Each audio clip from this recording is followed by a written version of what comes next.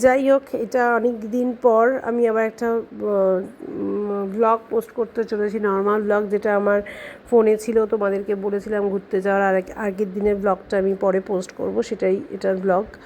তো যাই হোক, রেডি হয়ে আমি নিজেও খাচ্ছিলাম ব্রেকফাস্ট, মেয়েকেও ব্রেকফাস্ট করে দিচ্ছিলাম, মানে খাইয়ে দিচ্ছিলাম। আর মনে প্রচণ্ড আনন্দ ছিল আমাদের সবারই, কারণ পরের দিনই ঘুরতে যাব, পরের দিন সকালবেলায় আমাদের বেরোনো। তো সকালবেলা না, রাত্রেবেলা আমাদের বেরোনো। ঘুরতে যেদিন গেছিলাম সেদিনকার ব্লগ তো তোমাদেরকে আগেই পোস্ট করে দিয়েছিলাম, দেখেছিলে তোমরা।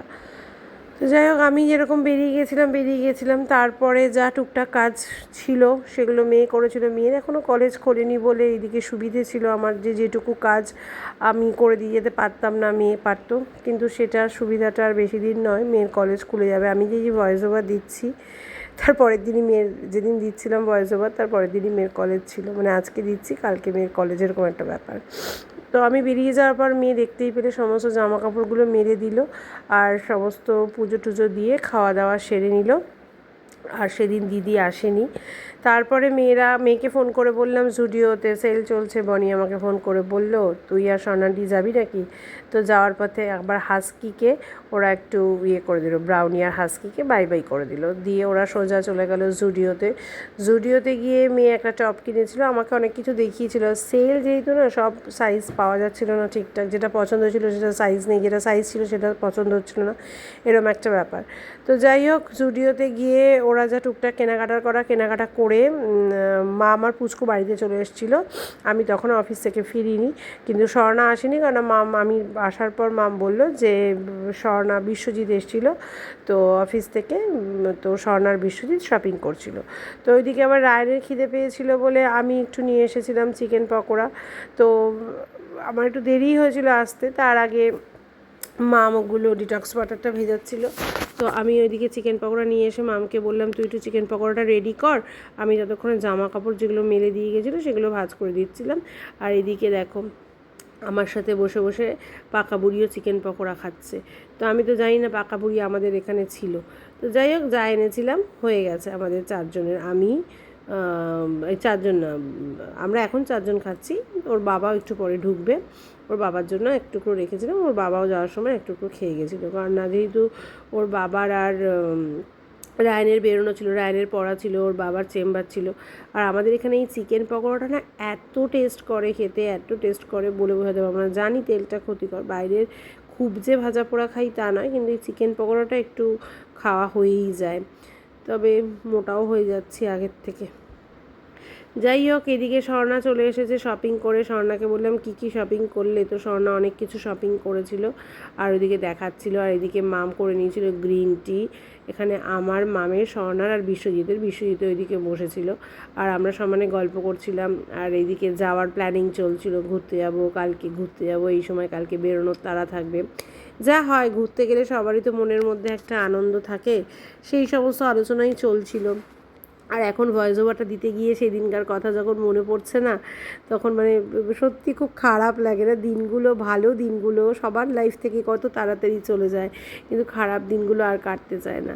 এই দেখো, এদিকে বিশ্বজিৎও বসেছিল, এদিকে সমস্ত কিছু বিশ্বজিৎ হোটেলের জিনিসপত্রগুলো দেখাশোনা করছিল, কারণ না বিশ্বজিৎই পুরো ব্যাপারটা ফোন টোন করে সমস্ত কিছু ঠিকঠাক করেছিল। তো ওই সমস্ত বসে বসে আমরা ওগুলোই করছিলাম। শিলিগুড়িতে যেখানে ছিলাম তখনও কিছু কনফার্মেশন ছিল না, তাই বিশ্বজিৎ ওই ফোনগুলো করছিল। আর এইদিকে রাত্রেবেলা আমাদের কাছে ছিল একটু ইলিশ মাছ। আগে দুপুরবেলা যা ছিল সেটা আগের দিনে রান্নাবান্না দিয়ে হয়ে গেছিলো।